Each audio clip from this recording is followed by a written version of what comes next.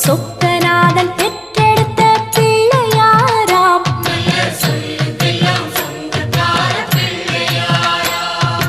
கைலாய மலைய விட்டு தெற்கே வந்தாராம். இந்த பிள்ளையாரு பட்டி கண்டு இருந்து விட்டாராம்.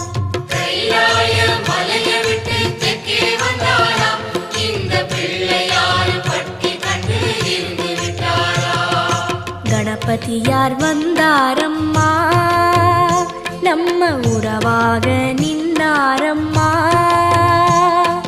கணபதியார் வந்தாரம்மா, நம்ம உறவாக நின்னாரம்மா.